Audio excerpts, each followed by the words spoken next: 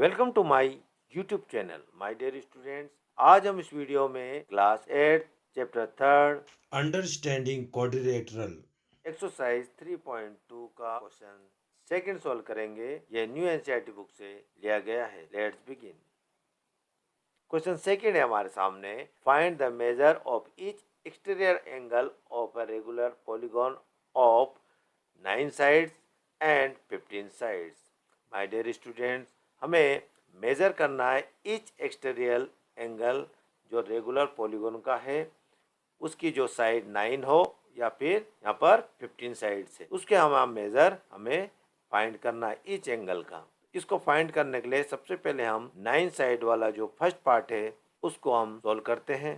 तो हम यहाँ लिख लेते हैं पार्ट फर्स्ट 9 साइड्स। 9 साइड हो गया। यहाँ पर से स्टार्ट करते हैं number of sides. Number of sides कितनी होगी हमारे पास, ये n ले लेते हैं, इसको डिनोट करते हैं n से, इक्वल टू 9 साइड होगी।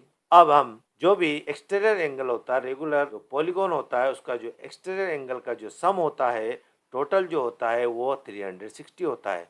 हम यहाँ लिख लेते हैं, हमने यहाँ लिख लिया है sum of all exterior angles of a regular polygon equal to 360। कोई भी जो रेगुलर पॉलीगॉन होता है, यानी रेगुलर पॉलीगॉन जिसके सभी जो एंगल्स होते हैं वो इक्वल होते हैं और साइड भी इक्वल होती है।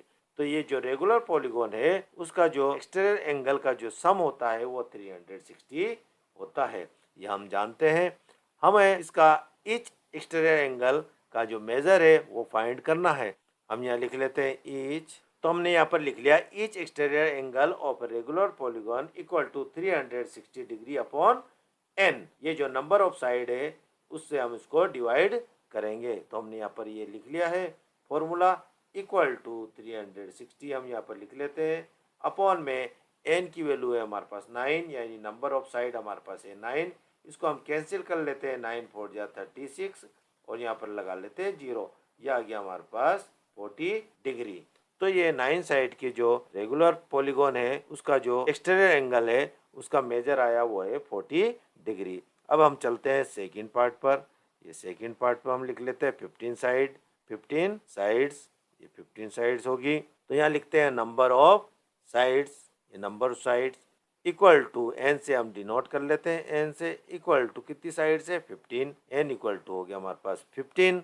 अब यहाँ लिख लेते हैं हम सम। तो हमने यहाँ पर लिख लिया sum of all exterior angles of regular polygon equal to 360। तो सारे जो रेगुलर पॉलीगॉन के जो भी एक्सटीरियर एंगल्स होता है उसका जो सम होता है, टोटल होता है 360 होता है। तो अब हम इसका फॉर्मूला लिख लेते हैं ईच एक्सटीरियर एंगल का। यहाँ लिख लेते हैं हम ईच।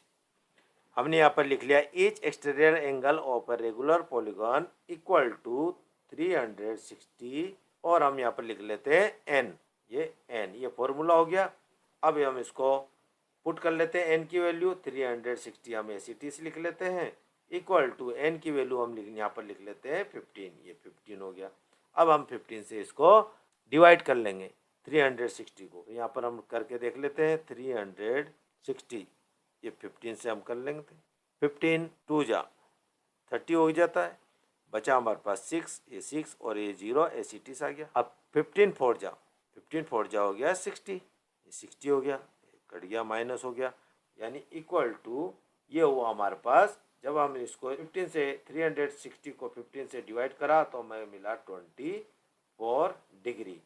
तो 24 ईच एक्सटीरियर एंगल हमारे पास आया 24 ऑफ दिस 15 साइड का जो पॉलीगॉन था, रेगुलर पॉलीगॉन था, उसका जो आंसर है 24 डिग्री हमें मिला। और इसी के साथ सेकंड क्वेश्चन है कंप्लीट होता है। Thank you very much for watching.